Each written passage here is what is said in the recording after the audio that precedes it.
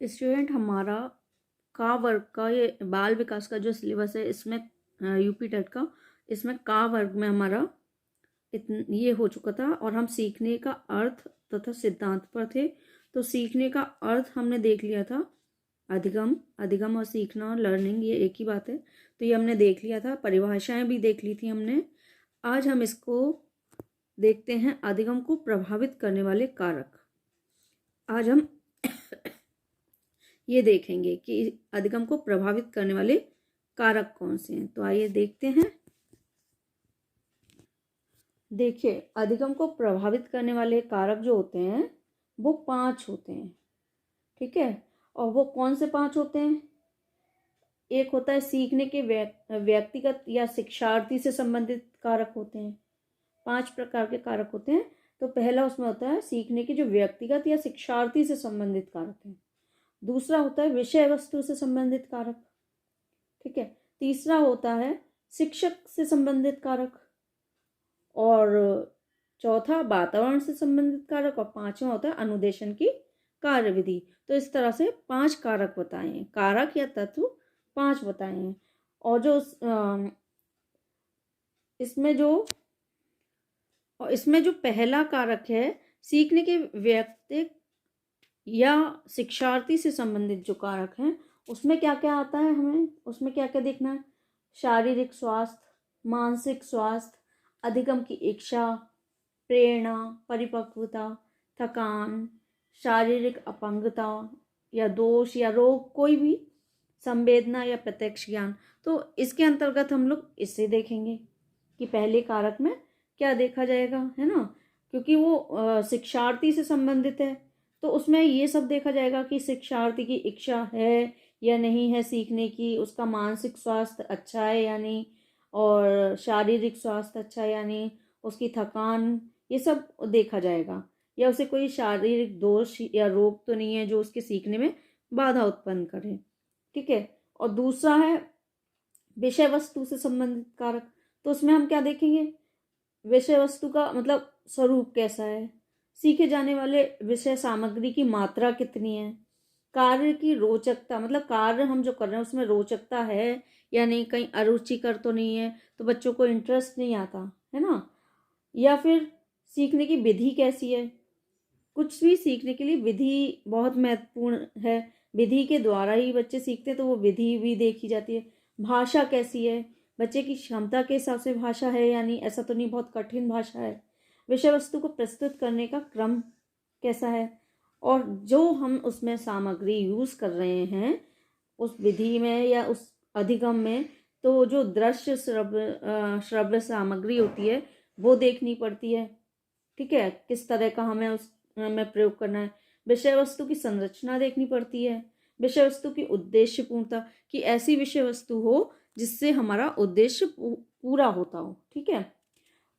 आगे तीसरा कारक था हमारा शिक्षक से संबंधित कारक। तो उसमें क्या देखा जाएगा? विषय वस्तु का ज्ञान है या नहीं शिक्षक को, ठीक है। जब उसे ज्ञान होगा तभी तो वो बच्चों को ज्ञान दे पाएगा। शिक्षक का व्यवहार कैसा है, शिक्षक का शारीरिक मानसिक स्वास्थ्य कैसा है, पाठ्य सहगामी क्रियाओं का आयोजन, ये सब, शिक्षक का जीवन दर्शन, अनुशासन, और शिक्षक की सबसे बड़ी चीज, वो पढ़ाने की इच्छा है या नहीं, ठीक है। अध्यापक का व्यक्तिगत प्रभाव कैसा है, पाठ योजना कैसी बनाई जा रही है। तो ये सब किसमें हम देखेंगे? शिक्षक से संबंधित जो कारक हैं। आगे वातावरण से संबंधित कारक, उसमें क्या देखा जाएगा? वंशानुक्रम, सामाजिक एवं सांस्कृतिक वातावरण, मनोवैज्ञानिक कारण, भौतिक कारण, शिक्षा के अनौपचारिक साधन, पारिवारिक वातावरण कैसा है, और सारी ही परिस्थितियां कैसी हैं, संपूर्ण परिस्थितियां। पांचवे में हम देखेंगे अनुदेशन की कार्यविधि। उसमें क्या है? सामग्री का प्रस्तुतिकरण और संगठन किस तरह से किया जा रहा है। कार्य करते हुए सीखना, मतलब कार्य जो करके हम देख रहे हैं तो प्रैक्टिकली कर रहे हैं, और उसके द्वारा जो सीखा जाता है। समय पर परीक्षाएं कराई जाएं, ये सब क्या है? अनुदेशन की कार्यविधि में। तो चलिए देखते हैं ये, इसमें देखते हैं इसमें क्या है।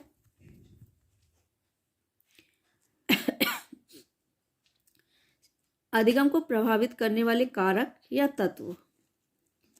अधिगम की प्रक्रिया अनेक कारकों से प्रभावित होती है। अधिगम को प्रभावित करने वाले प्रमुख कारक निम्न हैं। देखिए, पहला ये है सीखने के वैयक्तिक कारक तथा शिक्षार्थी से संबंधित कारक। सीखने के वैयक्तिक कारक या शिक्षार्थी से संबंधित कारक निम्न हैं। पहला इसमें दिया है शारीरिक स्वास्थ्य। शारीरिक रूप से स्वस्थ बालक ही सीखने में रुचि लेते हैं, जिससे वे शीघ्रता से नवीन बातों को सीख लेते हैं। इसके विपरीत कमजोर, बीमार व अपरिपक्व बालक सीखने में कठिनाई का अनुभव करते हैं। बालकों को शारीरिक स्वास्थ्य व परिपक्वता के अनुरूप ही उन्हें नवीन बातें सिखानी चाहिए। बालक के ध्यान, रुचि व एकाग्रता पर शारीरिक स्वास्थ्य का प्रभाव पड़ता है। शारीरिक रूप में अस्वस्थ बालक शीघ्र ही थक जाते हैं। देखिए, वही चीज़ है, जब बच्चा स्वस्थ नहीं होगा तो ना तो उसका सीखने में मन लगेगा और ना ही उसकी क्षमता ऐसी होगी कि वो कुछ सीख पाए, वो जल्दी थक जाएगा। ठीक है, आगे मानसिक स्वास्थ्य में वृद्धि। मानसिक रूप से स्वस्थ बुद्धिमान बालकों में सीखने की क्षमता अधिक होती है। अधिक बुद्धिमान बालक कठिन बातों को भी शीघ्रता से तथा सरलता से सीख लेता है। मानसिक रोगों से पीड़ित या कम बुद्धि वाले बालक मंद गति से नवीन बातों को सीख पाते हैं। बड़ी कक्षा में पढ़ने वाले छात्रों के सीखने में उनकी बुद्धि तथा मानसिक परिपक्वता का विशेष महत्व है। तीसरा है अधिगम की इच्छा। अधिगम सीखने वाले की इच्छा पर भी निर्भर करता है। यदि बालक में किसी बात को सीखने की दृढ़ इच्छा शक्ति है तो वह प्रतिकूल परिस्थितियों में भी उस बात को सीख लेता है। इसके विपरीत यदि कोई बालक किसी बात को सीखना ही नहीं चाहता तो उसे जबरदस्ती सिखाया नहीं जा सकता। उदाहरणार्थ, यदि छात्र कोई रचनात्मक कार्य करना चाहता है और उसे सीखने की उसकी इच्छा है तो वह 4 बार सीख कर भी उस कार्य को कर लेगा। देखिए, ये तो बहुत ज़रूरी कारक है, क्योंकि अगर इच्छा नहीं है तो वो कुछ भी, कितना भी कोशिश करो, बच्चा नहीं सीख पाएगा, है ना। प्रेरणा, मोटिवेशन। प्रेरणा का अधिगम की प्रक्रिया में सर्वाधिक स्थान है। यदि बालक सीखने के लिए प्रेरित नहीं होता तो वह सीखने के कार्य में रुचि नहीं लेता। अतः अध्यापकों को चाहिए कि वह पहले बालक को सीखने के लिए प्रेरित करे। प्रशंसा, प्रोत्साहन, प्रतिद्वंदिता व महत्वाकांक्षा की भावना उत्पन्न करके बालकों को प्रेरित किया जा सकता है। हरलॉक ने क्या कहा है, देखिए इस बारे में। हरलॉक ने प्रेरणा के प्रभाव को देखने के लिए एक प्रयोग किया। उन्होंने प्रयोजनों के 4 समूह बनाए। 3 समूहों को एक कमरे में रखा व एक समूह को अलग। सभी को गणित से संबंधित समस्याओं को हल करने के लिए दिया गया। इसके लिए समय 15 मिनट दिया गया। यह प्रयोग 5 दिन तक चला। पहले दिन के परिणामों के आधार पर प्रथम समूह की प्रशंसा की गई, जिसे प्रशंसनीय समूह कहा गया। दूसरे समूह को निंदनीय समूह, तीसरे समूह को तिरस्कृत समूह और चौथे को अन्य समूहों के कार्य का ज्ञान नहीं कराया गया। 5 दिनों तक यह कार्य चलता रहा। अंत में देखा गया कि प्रथम समूह की उपलब्धि बढ़ती गई, दूसरे समूह की उपलब्धि घटती गई। तिरस्कृत समूह का प्रदर्शन वैसा ही रहा, चौथे समूह का प्रदर्शन भी वैसा ही रहा। इस प्रयोग के द्वारा यही निष्कर्ष निकलता है कि प्रेरणा का सीखने पर अधिक प्रभाव पड़ता है। देखिए, इसमें जो प्रयोग किया गया हरलॉक के द्वारा, तो उन्होंने जो समूह बनाए, 4 समूह बनाए, उनमें से पहले और दूसरे समूह को मोटिवेशन दिया गया और बाकी के समूह को ऐसे ही छोड़ दिया गया। तो कोई भी काम सीखने के लिए या करने के लिए प्रेरणा का होना बहुत ज़रूरी है। अगर कोई मोटिवेशन होगी तभी कुछ करा जाएगा, नहीं तो कोई सीखने के लिए तैयार नहीं होगा। तो बस यही चीज़ यहाँ पे बताई गई है। आगे है परिपक्वता। सीखना परिपक्वता पर आधारित है। थॉमसन ने एक परिपक्वता से संबंधित एक अध्ययन किया। उन्होंने अपना अध्ययन जुड़वा बच्चों पर किया। जब एक बच्चा वामन सप्ताह का हो गया तब उसे सीढ़ी चढ़ना सिखाया गया। उसने 6 सप्ताह में सीढ़ी चढ़ना सीख लिया। सीढ़ी चढ़ने में उसे 26 सेकंड लगते थे। दूसरे बच्चे को कोई ट्रेनिंग नहीं दी गई तो देखा गया कि 55 सप्ताह का होने पर सिर्फ 2 सप्ताह में उसने सीढ़ी चढ़ना सीख लिया। उपरोक्त अध्ययन से स्पष्ट है कि परिपक्वता भी सीखने को प्रभावित करता है। पियाजे ने अपने संज्ञानात्मक सिद्धांत में कहा है कि जैसे जैसे बालक में परिपक्वता आती है, उसके सीखने का दायरा बढ़ता चला जाता है। देखिए, ये आप लोग याद रखिएगा, जहाँ संज्ञानात्मक सिद्धांत है वहाँ पियाजे है। ठीक है, ये याद रखिएगा, इसके बारे में जरूर आता है क्वेश्चन। इनका क्या मानना था? इनका मानना था कि अधिगम क्या है? परिपक्वता पर आधारित है। जैसे जैसे बालक में परिपक्वता आएगी, वैसे वैसे उसका सीखने का दायरा बढ़ जाता है और कभी कभी सिखाने की ज़रूरत भी नहीं पड़ती है और वो अपने आप सीखता है।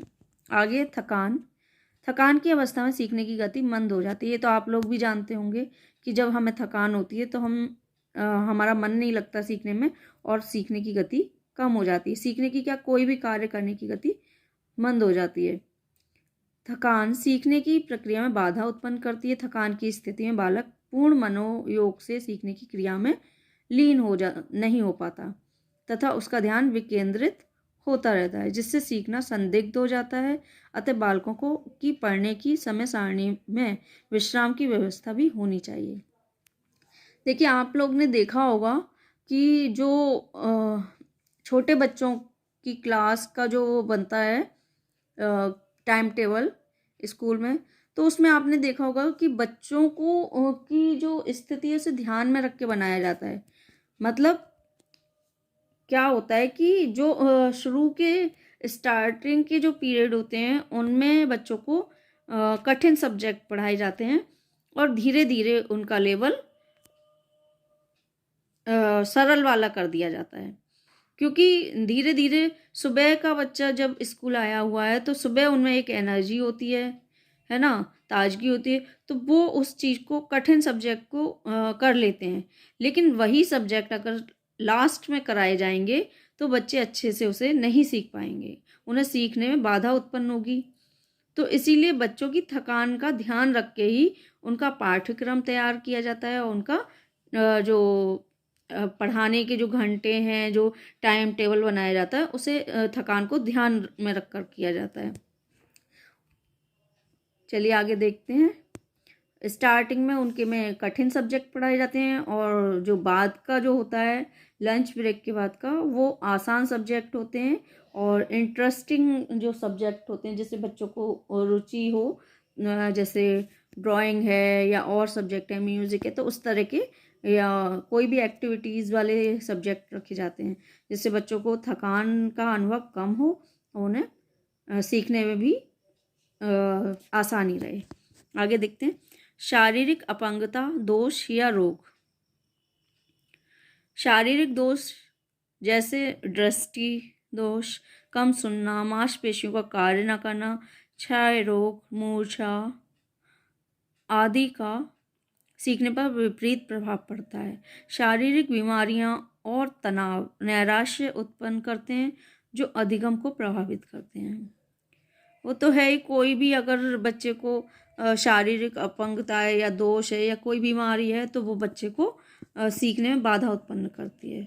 अगर बच्चे को कम सुनाई दे रहा है या नहीं सुनाई दे रहा है या दिखाई नहीं दे रहा है या चलने फिरने में कोई दिक्कत है, और भी बीमारियां हैं, तो बच्चे को सीखने में बाधा उत्पन्न करते हैं। आगे संवेदना एवं प्रत्यक्ष ज्ञान।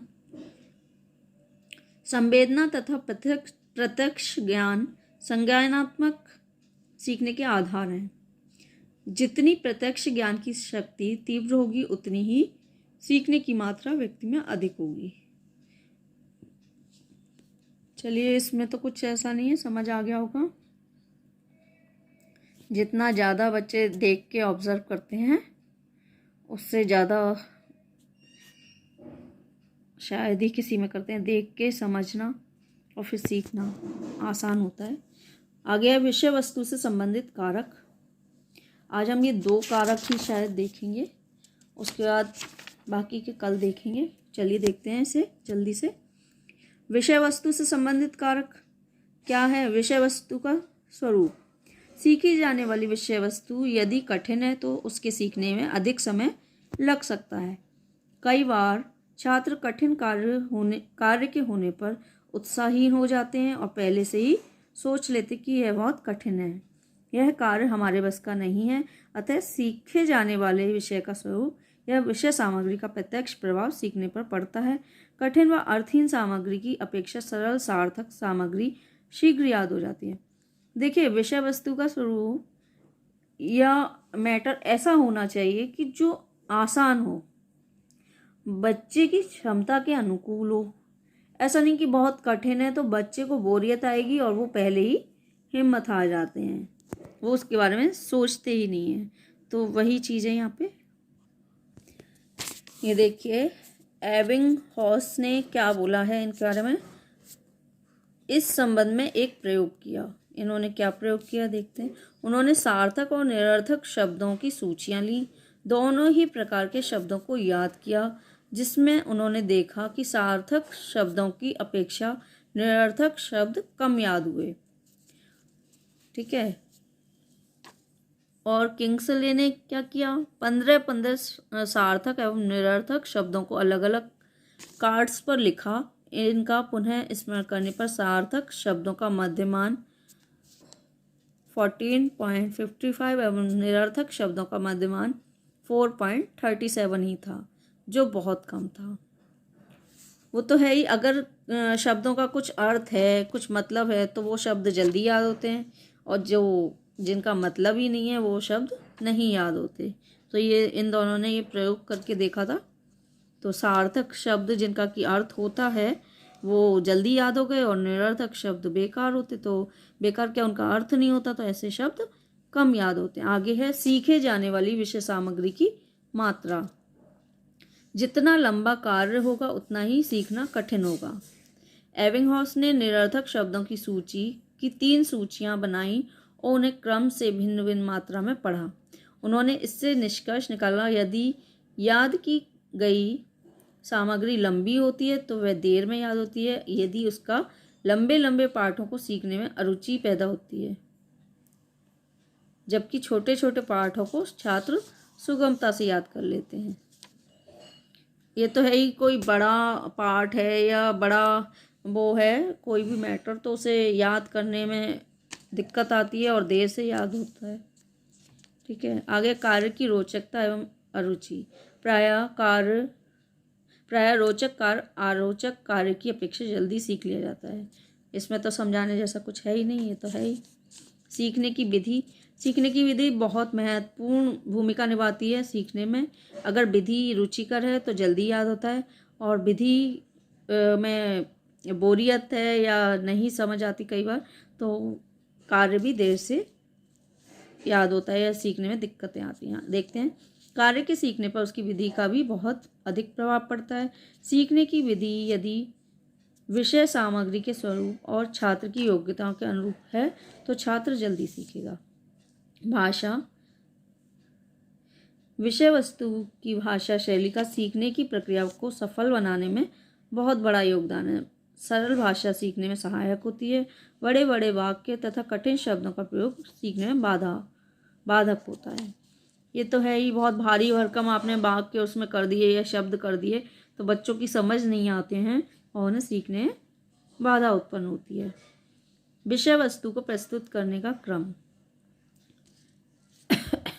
विषय वस्तु को प्रस्तुत करने का क्रम भी सीखने पर प्रभाव डालता है। यदि पहले सरल विषय वस्तु प्रस्तुत की जाती है और बाद में जटिल, तो उसे सीखने में सरलता होगी।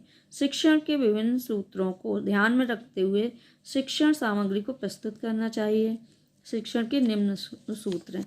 देखिए, बच्चे को सरल से जटिल की ओर ले जाया जाता है। ये नहीं आपने जटिल से सरल की ओर पाठ्यक्रम रखा हो तो बच्चों को समझ में नहीं आएगा, है ना। पहले उन्हें सरल सिखाया जाए, उनमें कॉन्फिडेंस डेवलप हो, उसके बाद उन्हें कठिन चीज़ें सिखाई जाती हैं। इनके सूत्र क्या हैं? ज्ञात से अज्ञात की ओर, मतलब जब बच्चों को जो चीज़ें आती हैं, जो ज्ञान है उन्हें, तो उस ज्ञान के थ्रू हम उन्हें जो नहीं है वो ज्ञान देंगे। ठीक है। उनमें कॉन्फिडेंस कैसे डेवलप होगा, मतलब ज्ञात, जो उन्हें पता है उनके ज्ञान से संबंधित करके और ज्ञान उन्हें देना, ज्ञात से अज्ञात की ओर, ठीक है। सरल से कठिन की ओर, पहले उन्हें सरल चीजें सिखाना, फिर उन्हें कठिन चीज, मूर्त से अमूर्त की ओर, निगमन से आगमन की ओर, ठीक है। आगे है दृश्य श्रव्य सामग्री का प्रयोग। अधिगम को रोचक बनाने में दृश्य श्रव्य सामग्री का बहुत अधिक महत्वपूर्ण स्थान है। कठिन से कठिन की पाठ की दृश्य श्रव्य सामग्री का प्रयोग करके सरल बनाया जा सकता है। कोई चीज़ अगर हम बच्चों को बता रहे हैं तो वो इतनी आसानी से नहीं उन्हें समझ आएगी, लेकिन वही चीज़ हम उन्हें दिखा भी रहे हैं और सुना भी रहे हैं, स्क्रीन पे दिखा रहे हैं या कोई मॉडल दिखा रहे हैं, तो वो बच्चों को जल्दी याद होगी।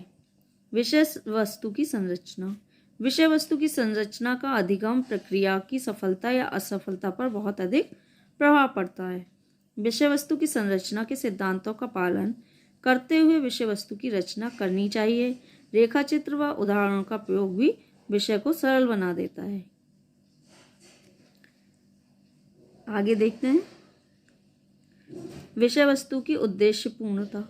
यदि सीखी जाने वाली विषय वस्तु उद्देश्यपूर्ण है और छात्र की आवश्यकताओं की संतुष्टि करती है तो छात्र उसे भलीभांति सरलता से सीखते हैं। ये मैं बता ही चुकी हूँ आपको कि उद्देश्यपूर्णता का क्या मतलब है, ठीक है। ये हमारे आज 2 कारक हुए हैं, जिसमें कि पहला था हमारा सीखने के व्यक्ति या शिक्षार्थी से संबंधित कारक और दूसरा विषय वस्तु से संबंधित कारक, ठीक है। कल हम इसे देखेंगे शिक्षक से संबंधित कारक। वीडियो बहुत लंबी हो जाती है तो इसमें मेरे को ज़्यादा कर नहीं सकती हूँ, नहीं तो ये पूरा चैप्टर मैं एक दिन में भी ख़त्म करा सकती, लेकिन वो ये ना फिर अपलोड होने में दिक्कत होगी इसीलिए। लेकिन अगर कोई डायरेक्ट मुझसे ये कुछ भी पूछना चाहे तो पूछ सकता है, डायरेक्ट कांटेक्ट कर सकता है। यूपी टेट के कोर्स के लिए कोई भी टॉपिक हो आप लोग मुझे बताइएगा, मैं डायरेक्ट भी उसे बता सकती हूँ, ओके। लेकिन जो नए हैं वो सब्सक्राइब कर दीजिए, लाइक शेयर कमेंट करते रहिए। Thanks for watching.